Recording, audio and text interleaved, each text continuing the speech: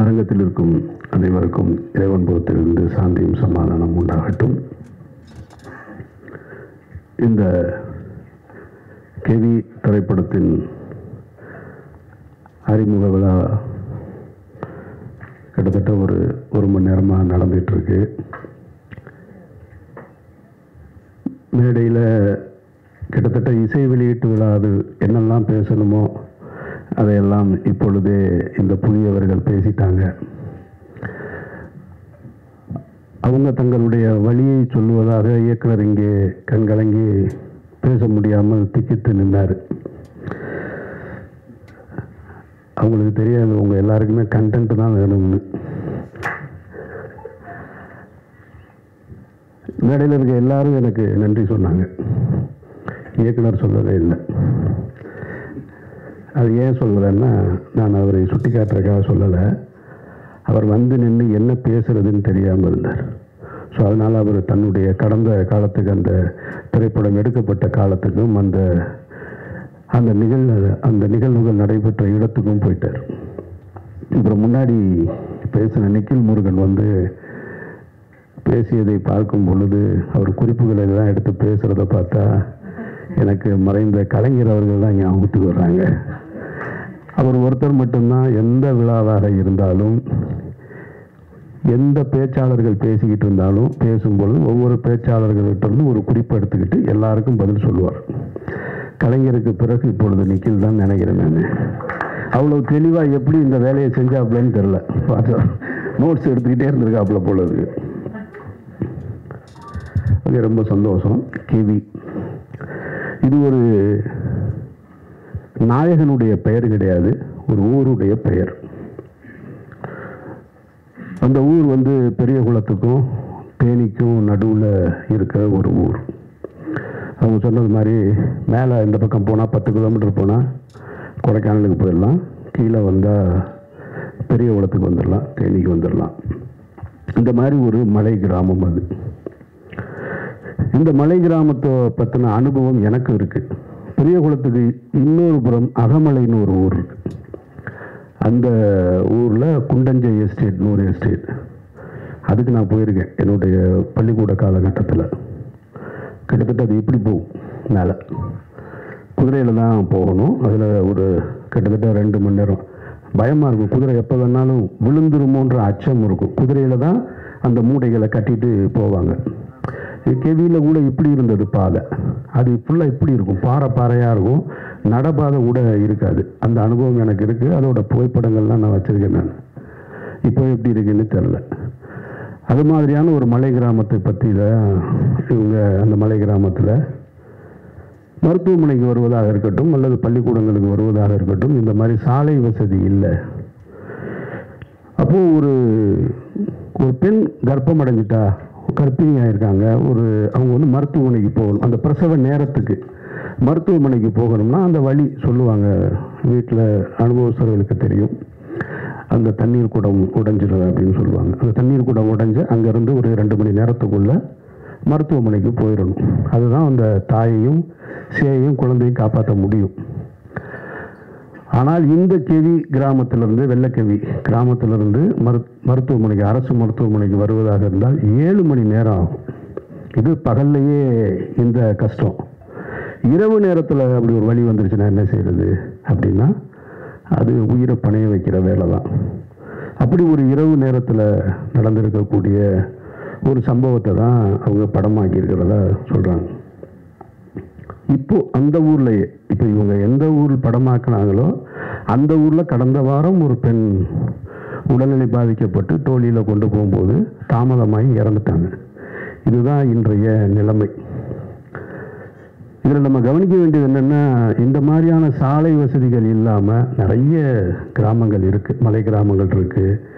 இன்னும் ஆற்றை கடந்து கயிற்று பாலத்தை தொங்கிக்கிட்டு பள்ளிக்கூடத்துக்கு போகக்கூடிய மாணவ மாணவிகள் இருக்காங்க. ஆற்றை கடந்து போகக்கூடிய ஒற்றை பள்ளிக்கூடம் இருக்குது. இதெல்லாம் இருந்துகிட்டே தான் இருக்குது. அப்போ சுதந்திரம் பெற்று இவ்வளவு காலம் ஆகியும் நாம் இன்னும் இது போன்ற விஷயங்களில் வந்து நம்ம மேன்மை அடையலை அப்படின்றது ஒரு வருத்தத்துக்குரிய செய்தி தான். அதை யாரும் மறுக்க முடியாது. அப்போ இங்கே நம்ம கவனிக்க வேண்டியது என்னவாக இருக்குன்னா,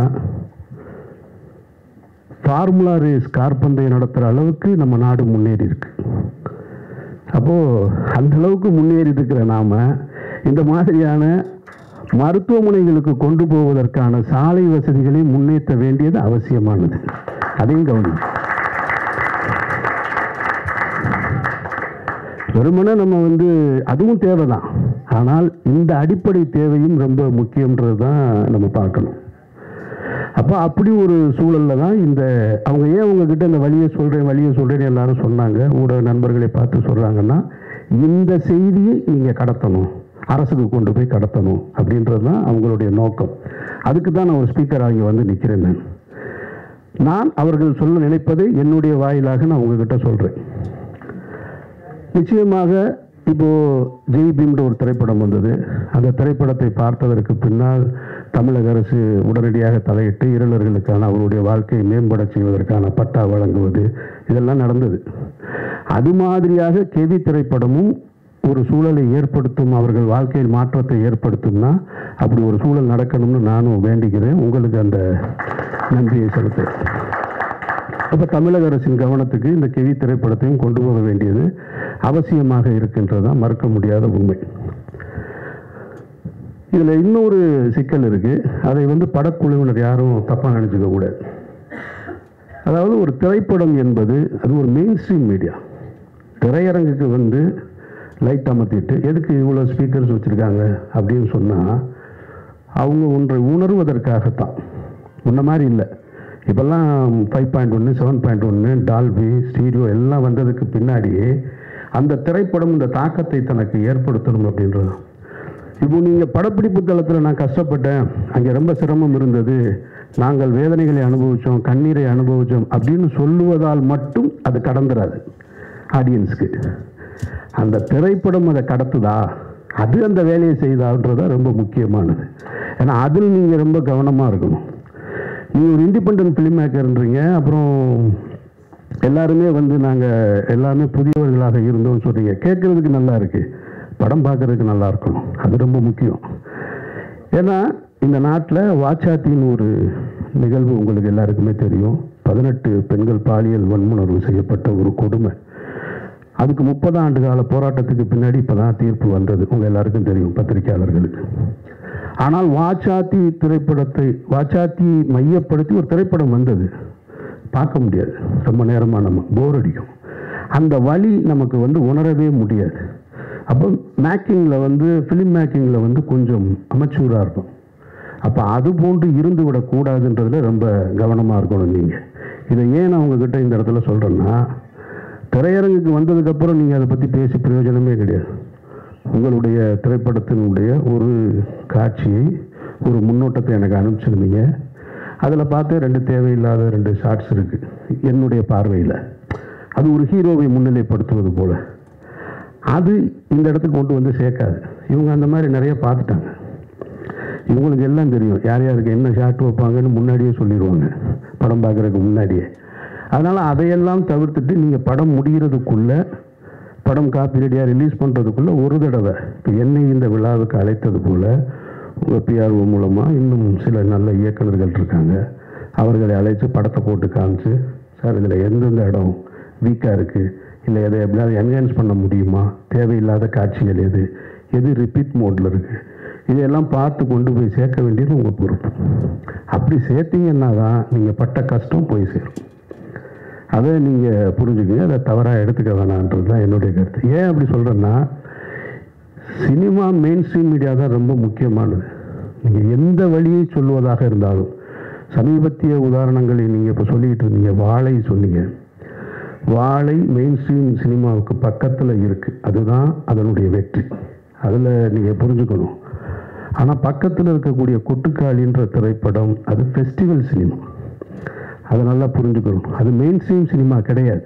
அதுக்காக அது நல்ல படம் இல்லைன்னு அர்த்தம் இல்லை. அது ஃபெஸ்டிவல் மோடுக்காக தயாரிக்கப்பட்ட ஒரு படம். அப்போ ஃபெஸ்டிவல் மோடுக்காக தயாரிக்கப்பட்ட ஒரு திரைப்படத்தை, பல சர்வதேச விருதுகளை பெற்ற ஒரு திரைப்படத்தை இங்கே கொண்டு நீங்கள் சக மெயின் ஸ்ட்ரீம் மீடியாவோட போட்டி போட வைப்பது என்பதே அது ஒரு வன்முறை தான். அது எனக்கு ஏற்புடையதல்ல. அப்படி ஒரு படத்தை கொண்டு போட்டி போட வைக்கவே கூடாது. அது தேவையற்ற வேலை.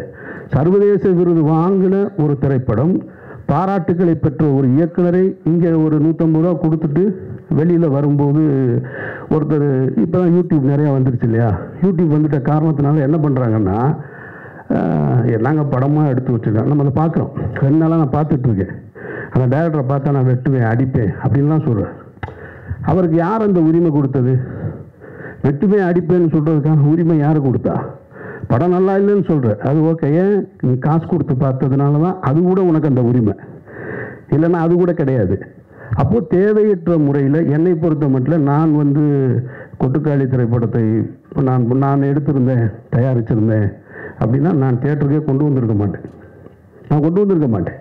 அதை வணிக நோக்கத்தில் கொண்டு வந்து திணிக்க வேண்டிய அவசியம் இல்லைன்னு நான் நினைக்கிறேன். அது அவசியமற்றது. அது சர்வதேச திரைப்பட விருதுகளை பெற்றிருக்கு. அந்த கண்ணியத்தை அப்படியே கொடுத்துருக்கணும். அதனுடைய தயாரிப்பாளர் ஒரு பிரபல நடிகராக இருக்கிறாரு. அவர் நிச்சயமாக அவருடைய இன்ஃப்ளூயன்ஸை வச்சு அவர் ஓடிடி தளத்துக்கு வித்திருந்திருக்கான். அதோட போட்ட முதலீடை எடுத்துட்டு பிரச்சனையை முடிச்சிருந்தா தேவைப்படுறவங்க அந்த படத்தை போய் ஓடிடியில் பார்த்துருப்பாங்க. இப்போ நீ கொண்டு போய் 1000 ரூபா பணத்தை கொடுத்துட்டு குடும்பத்தோட போய் எனக்கு பாட்டு இல்லை, ஓப்பனிங் சீன் இல்லை, மியூசிக் இல்லை, இன்டர்வல் பிளாக் சரியாக இல்லை, எண்டு ப்ராப்பராக இல்லைன்னு சொல்ல வேண்டிய அவசியம் எங்கே ஏற்படுது? நான் பாக்கெட்லேருந்து காசு எடுத்து கொடுக்கும்போது வருது. அப்போ அது தேவையற்றது. அப்போ மெயின் ஸ்ட்ரீம் சினிமாவுக்கு என்ன சொல்லணும், ஃபெஸ்டிவலுக்கு என்ன சொல்லணுன்றது நம்ம தெரிஞ்சு வச்சுக்கணும். அதை விட்டுவிட்டு நான் ஃபெஸ்டிவலுக்கு எடுத்த மூடில் ஒரு படத்தை எடுத்துட்டு நாளைக்கு கெவியாக கூட இருக்கலாம், இதே படத்தை கொண்டு வந்து நீங்கள் மெயின் ஸ்ட்ரீமில் கொண்டு வந்து வச்சுட்டு என்ன ஆடியன்ஸ் பார்க்க மாட்டேன்றாங்க அப்படின்னு சொல்லக்கூடாது. அது ஏற்புடையது கிடையாது. அந்த வகையில் ஏன்னா அதுதான் சமீபத்திய உதாரணமாக தான் நான் அதை வச்சு தான் இந்த கெவியையும் சொல்கிறேன். அந்த மாதிரி உங்களுடைய திரைப்படத்தையும் அதுபோல் மக்களுக்கு கொண்டு போய் சேர்க்கக்கூடிய திரைப்படமாக ஆக்கித்தர வேண்டிய பொறுப்பு உங்களுக்கு இருக்குது. அப்புறம் இங்கே நிறைய இருக்குது. இந்த மாதிரி சாலை வசதி இல்லாமல் இந்தியா ஏசியன் கேம்ஸ் நடத்துறது, அப்புறமா இன்னும் அடுத்து ஒலிம்பிக் கூட கேட்டிருக்காங்களாம். இவங்க ஒலிம்பிக்கு கேட்டிருக்கதா சொல்கிறாங்க. ஆனால் வெளிநாட்டு அதிபர்கள் வரும்பொழுது குடிசையை பூரா பச்சை போட்டு மறைப்பாங்க, நெட்டு போட்டு மறைச்சிக்கிட்டு இருப்பாங்க. ஆனால் இவங்க ஒலிம்பிக் கேட்ட ஆசியன் கேம்ஸ் நடத்துறதுக்கு கிராமங்களை உருவாக்கணும். அப்போ அதுக்கு ஒரு கிராமங்களே உருவாக்குறாங்க. ஒரு விளையாட்டுக்கு ஒரு கிராமங்களை உருவாக்குகிற ஒரு நாடு உண்மையான கிராமத்திற்கு சாலை வசதி ஏற்படுத்தி தர வேண்டும் என்பது மிக மிக அவசியமானது. அதை நம்ம கேட்க வேண்டிய பொறுப்பு நமக்கு இருக்குது. அதை இந்த திரைப்படத்தின் மூலமாக நீங்கள் கேட்டதா நான் உணர்றேன். நான் அப்புறம் இந்த படத்தின் தயாரிப்பாளர் இங்கே ஒன்று சொல்லும்போது சொன்னார், என்னை எதுக்கு நடிகை கூப்பிட்டாங்கன்னு தெரிலன்னு. அவர் இயக்குனர் ரொம்ப புத்திசாலித்தனமான வேலையை தான் செஞ்சுருக்கார், நான் நம்புகிறேன். நான் எனக்கு தெரியும் இந்த மாதிரியான திரைப்படங்களை எடுக்கும்போது ஒரு ஆர்வத்தில் எடுத்துடுவாங்க. அப்புறம் ரிலீஸ் டைமில் வரும்பொழுதே போப்பா ஒன்றும் பிஸ்னஸ் இல்லை, அது இல்லை. அப்புறம் நீங்கள் சொன்னீங்க வியாபாரத்துக்கு உண்டான முகங்கள்னு, அப்படிலாம் முகம்லாம் இல்லைங்க. எந்த முகம் நடித்தாலும் வியாபாரம் இல்லை, அது வேறு பிரச்சனை. அவர் தெளிவாக தேர்ந்தெடுத்திருக்காரு. சரி, குறைந்தபட்சம் ஒரு கதாபாத்திரமாக போட்டோம்னா தேட்டர் வரைக்கும் நம்ம கூட நிற்பார். அது ஒரு சாதுரியம்தான், அது தப்புன்னு சொல்ல முடியாது. அது ஒரு புத்தி சாதுரியம் தான். அதை சரியாக செய்யும் பொழுது அவரும் பயனடைகிறாரு, நீங்களும் பயனடைகிறீங்க. ஸோ அதனால் எல்லாமே சரியான நிகழ்வாகத்தான் நடந்திருக்கிறதா நம்ம பார்க்குறோம். மற்றபடி உங்களுடைய உழைப்பு, நீங்கள் கண்ணீர் சிந்த வேண்டிய அவசியம் இல்லைன்னு நான் நினைக்கிறேன். நான் ரொம்ப மெனக்கெட்டிருக்கீங்க, ஒரு டீம் கஷ்டப்பட்டு வேலை செஞ்சுருக்கீங்க. உங்களுடைய கஷ்டம் எல்லாமே மைக்கில் பேசுகிறதுனால எதுவும் சரியாயிடாது. நீங்கள் பட்ட கஷ்டம் இன்னொருத்தவங்களுடைய கஷ்டத்தை பொது சமூகத்துக்கு சொல்வதற்காக பட்ட கஷ்டம். ஸோ அந்த கஷ்டம் திரையரங்கில் சரியாக நான் பார்த்த ஃபஸ்ட்டு இப்போ 2 ஷாட்டு போட்டிங்க பாருங்கள், அந்த ஷாட்டு பேசுது அந்த ஊர் என்னன்னு அப்படின்றது. எனக்கு இப்போ பார்த்த உடனே என்ன தோணுது, இந்த கதையை எடுத்துகிட்டு நம்மள்கிட்ட வராமல் போயிட்டாங்களே, அவங்க எடுத்துகிட்டு வந்தால் எடுத்து கொடுத்துருப்போமே அப்படின்னு தான் தோணுது.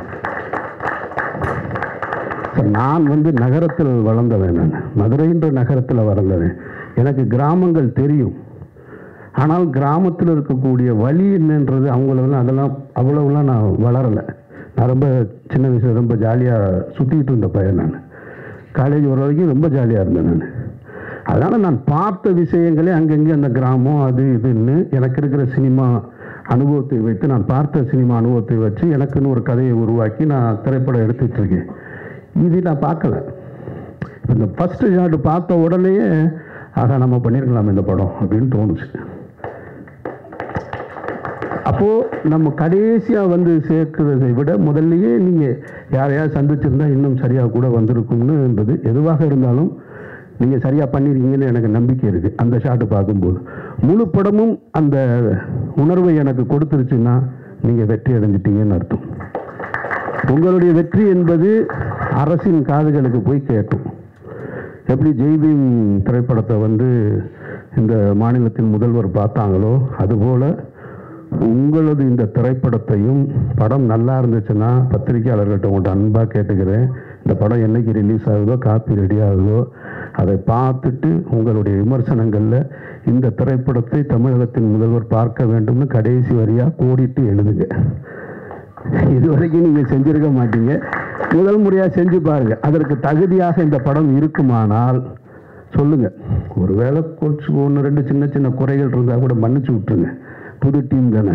அதனால் மன்னிச்சு விட்டுட்டு இந்த செய்தியை கொண்டு போய் அரசின் கவனத்துக்கு சேருங்க. ஒருவேளை தமிழக முதல்வரோ அன்றைக்கு இன்றைக்கு இருக்கக்கூடிய அமைச்சர்களோ இந்த படத்தை பார்த்துட்டு அந்த சாலை வசதியை ஏற்படுத்தி கொடுத்தாங்கன்னா அந்த மாற்றம் உங்களால் நிகழ்ந்தது வல்ல இறைவனால் நிகழ்ந்ததுன்னு நானும் நம்பிக்கையோடு காத்திருக்கிறேன். இந்த விழாவுக்கு அழைத்ததற்கு நீங்கள் எல்லாரும் வந்து நின்று இந்த படத்தை பற்றி மக்களிடத்தில் கொண்டு போய் சேர்க்கிறதுக்கு என்னுடைய நெஞ்சார்ந்த நன்றி.